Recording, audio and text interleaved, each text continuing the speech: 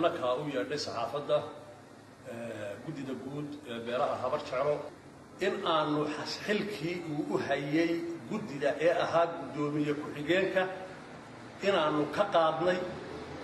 oo cod aqlabiyadda kaga qaadnay wax allaale wax uu haddii eebba xugmaayo guddoomiyenimo ah oo uu ku isticmaali karo magaca reerkana aanu jirin dhugmadsiyada iyo qoraallada uu bixiyo ay ku calaamadsan tahay shaabadda reerkuna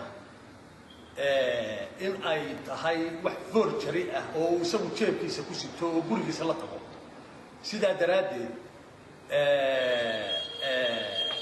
beelaha habar jeclo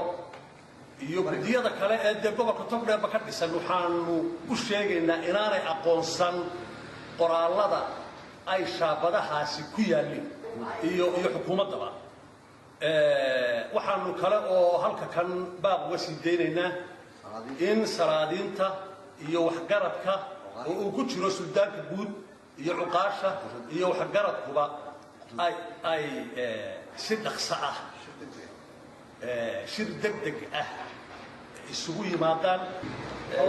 hore waataan xilkii uga qaadnay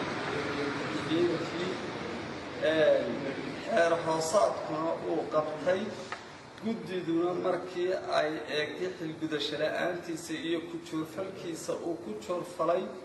inuu shaabaddii guriga ka qaado waxaanu halkan ku caddaynaynaa maadaamoo shaabaddii ka maqan tahay guriga uu jeebkiisa ku sito inaan arrinkaasi arrin yar aanu ahayn inuu si degdega uu u keeno shaabaddii uu guriga ugu soo celiyo